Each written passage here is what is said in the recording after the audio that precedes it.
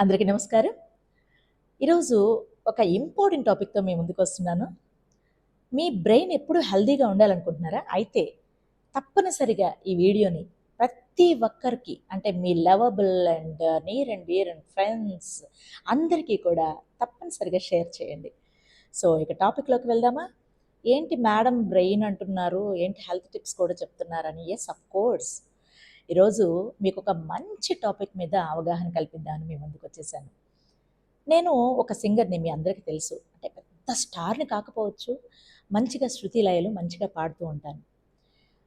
మన బ్రెయిన్ అంట డెవలప్ అయ్యి చక్కగా ఒక చాలా హెల్తీగా ఉండడానికి ఒక ఇంపార్టెంట్ టాపిక్ ఉందండి. అదేంటంటే పాత పాటలు వినడం అట. అది నేను చెప్తుంది కాదండి. ఎంతో పెద్ద పెద్ద డాక్టర్స్ రీసెర్చ్ చేసిన తర్వాత వచ్చినటువంటి అద్భుతమైన విషయం ఇది.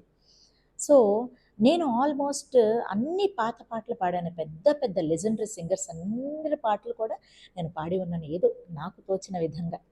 సో, మీరందరూ తప్పనిసరిగా మీ యంగ్ స్టేజ్‌లో ఉన్నప్పుడో, లేకపోతే మీ చైల్డ్‌హుడ్ డేస్‌లో ఉన్నప్పుడో విన్నటువంటి పాటల్ని ఈరోజు వినటానికి ప్రయత్నించండి. దానివల్ల ఎంత ఇంపాక్ట్ ఉంటుందంటే, డోపోమైన్ అనే ఒక ఎంజైము లెవెల్స్ అది చక్కగా పెరిగి మన బాడీలో డిఫరెంట్ టైప్ ఆఫ్ ఫ్లెక్సిబిలిటీ, ఒక ఎనర్జీ, అంటే ఒక యంగ్‌స్టర్‌ని నేను అన్నీ తట్టుకోగలను అనే ఒక ఫీలింగ్, ఎంతో హెల్తీనెస్, ఒక మనసుకి అలాగే శరీరానికి ఉల్లాసం, బ్రెయిన్ డెవలప్‌మెంట్ కోసం కూడా ఉల్లాసం ఇస్తుందట తెలుసా అండి.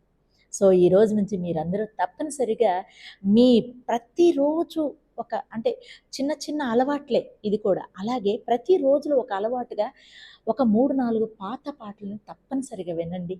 అంటే నా పాటలనే కాదండి, మీకు నచ్చిన ఏదైనా పాత పాటలు తప్పనిసరిగా వినండి. అలాగే మీరు ఆనందంగా, సంతోషంగా, ఆహ్లాదంగా ఉంటే మీ ఫ్యామిలీ అంతా బావుంటుంది. మీ అందరూ బావుంటే నేను బావుంటాను. అందరూ బావుండాలి, అందులో నేను ఉండాలి. నేను మీ నాగలక్ష్మి. Thank you. నమస్తే.